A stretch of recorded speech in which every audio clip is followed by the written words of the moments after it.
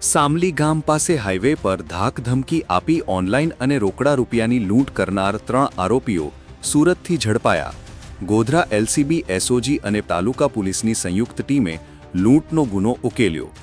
ગોધરા તાલુકાના સામલી ગામ પાસે હાઈવે પર 2 વ્યક્તિઓને ધાકધમકી આપીને લૂંટી લેવાના ગુનાનો ભેદ ઉકેલી કાઢ્યો। પંચમહાલ ગોધરા રેન્જ પોલીસ મહાનિરીક્ષક આરવી અસારી અને પોલીસ અધિક્ષક ડોક્ટર હરેશભાઈ દુધાતની સૂચના મુજબ LCB SOG police inspector N L. Desai અને આર.એ. પટેલના માર્ગદર્શન હેઠળ એક સંયુક્ત ટીમે આ ગુનામાં સંડોવાયેલા 3 આરોપીઓને સુરત ખાતેથી ઝડપી પાડવામાં આવ્યા।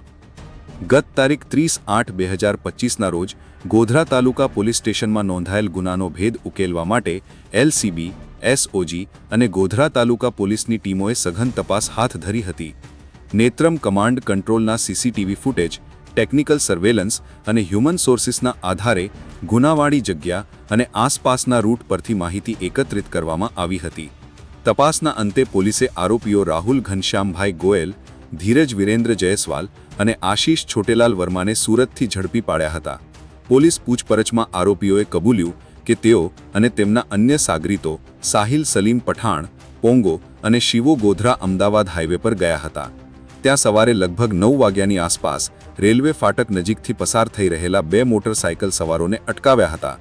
તેઓને માર મારીને એકને બલેનો કારમાં અને બીજાને સ્વિફ્ટ કારમાં બેસાડીને જંગલ જેવા વિસ્તારમાં લઈ ગયા હતા। ત્યાં ધાક ધમકી આપીને તેઓએ ભોગ બનનાર પાસેથી બળજબરીથી ₹50,000 રોકડા પડાવી લીધા હતા।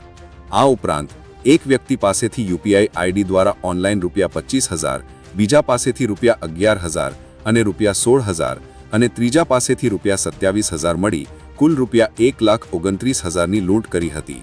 પોલીસે હવે વધુ કાયદેસરની કાર્યવાહી હાથ ધરી છે।